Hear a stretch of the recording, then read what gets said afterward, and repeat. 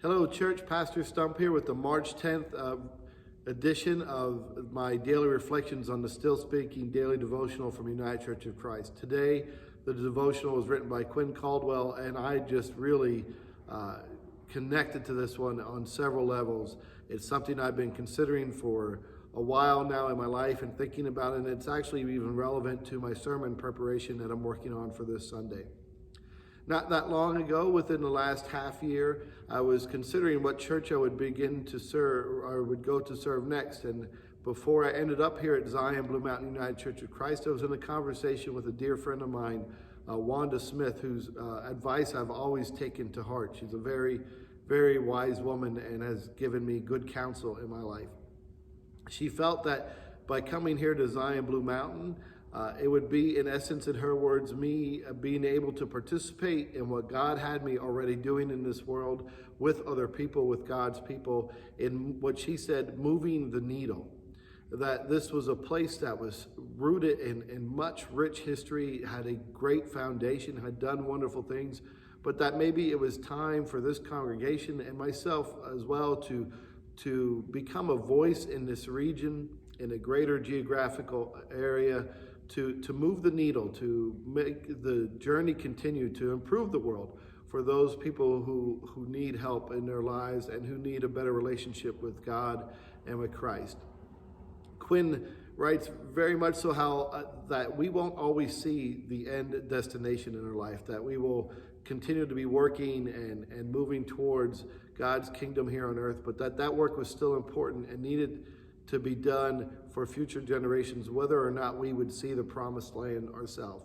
If you know me, you know that I share my opinion, my voice, and my discernment that I've come to by researching scripture and other information that I can come up with and or find in life about various topics, everything from issues of inequities in our world to political issues to the education system and the healthcare system and racial injustices, all sorts of things that I see in our world. And I know that I will never see, and especially I will never be the solution to any one of those issues, but I do see us all together and an important role in trying to work for the common good and for the good of those, especially who have been marginalized, that we need to move the needle, to move things forward. I think of now a wise saying, two of them actually I've heard, and I'm kind of paraphrasing, and not even sure who to give proper credit to. One was a saying from a Native American tribal leader somewhere in the past, and I am so sorry that I cannot think of where that came from now, but it was something like that: when we walk upon this earth, we must realize that we are walking on the faces of those who are not yet born.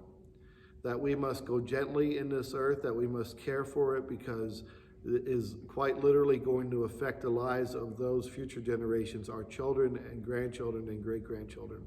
And we need to take such care in this earth to do that. And to be quite honest, I don't think we've done that for quite some time, especially here in the United States and in other countries as well. And then there's another saying, an old proverb, and again, I'm sorry that I don't know where it's from, but I'm thinking of it the last couple days, and it says that a wise people plant seeds for trees whose shade they will never sit under.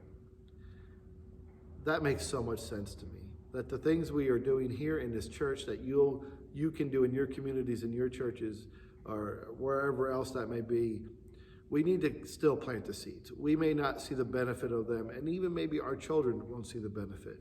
But down the road, someone will. We need to work to make the world a better place because someone did that for us. And even if they didn't do that for us, why wouldn't we still want to do that for others? We need to continue to plant seeds in our world, even when we will not harvest the fruit or sit under the shade of the trees. This is clearly biblical teaching, as Quinn writes about here, and it's something that we're working on here at Zion Blue Mountain through various forums, and you're going to hear more information about that if you stay connected to our church. Things that we can do to plant seeds not only for our community or our region or to help people, even strangers that we don't know, but also to plant seeds in the hearts of others that are passing through this area, to know that they are loved by God and loved by us as God's people as well. Take care, everyone. Hopefully you're reading the daily devotionals and staying in touch with whatever faith community is nearby you. Bye-bye.